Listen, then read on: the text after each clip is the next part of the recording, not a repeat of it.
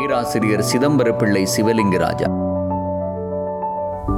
கரவையின் தமிழ் ஊற்றென மலர்ந்தவர். பண்டிதர் வீரகத்தி வழிவரும் மரபு தமிழ் கல்வியும், பேராசிரியர்கள் வித்யானந்தன், கைலாசவதி வழிவந்த நவீன தமிழ் கல்வியும் வாய்க்க பெற்றவர். தனது ஆரம்ப கல்வியை கட்டைவேலி ஆத்தாக்காவிலும், மேல்நிலை உயர்கல்வியை விக்னேஸ்வராவிலும் பயின்றவர்.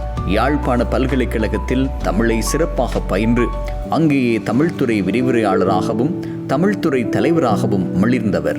சொல்லினால் ஒரு மாளிகை என்பது இவரது கவிமுக தரிசனம். ஆரம்பத்தில் அரசியல் மேடைகளில் பேசி ஈழத்து கருணாநிதி என போற்றப்பட்டவர். இன்று வரை மேடைகளை தன் நகைச்சுவை கலந்த பேச்சால் ஆளும் வல்லவர். வடமராட்சியின் கல்வி பாரம்பரியமும் இலக்கிய வளமும், யாழ்ப்பாணத்து வாழ்வியல் கோலங்கள், யாழ்ப்பாண பண்பாடு மறந்தவையும் மறைந்தவையும், ஈழத்து தமிழ் இலக்கிய செய்நெறி, ஈழத்து தமிழுரை மரபு, வித்துவ தமிழ் சிலோன் மணிகணேச ஐயரின் வாழ்வும் பணியும், 19ஆம் நூற்றாண்டில் யாழ்ப்பாண தமிழ் கல்வி, ஈழத்தில் இந்திய ஆசிரியர்களின் பங்களிப்பு போன்றன தமிழுலகிற்கு இவர் தந்த அருங்கொடைகள். டான் தமிழொலியோடு இணைந்து பயணிக்கும் இவர் சங்கப்பலகையின் நினைவும் நிலையும், கவிதைகள் சொல்லவா, நல்ல தமிழ் கேட்போம் நிகழ்வுகள் வழி பயணிக்கும் ஒருவன். பழந்தமிழ் இலக்கியங்களை துறைபோக கற்றவர்.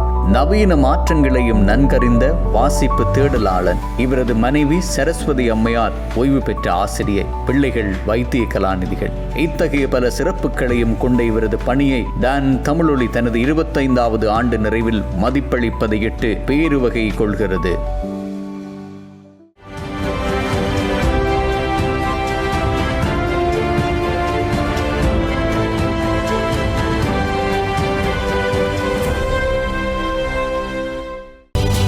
பேராசிரியர் சிவலிங்கராஜா அவர்கள் கௌரவத்தை பெற்றுக் கொண்டிருக்கின்றார்.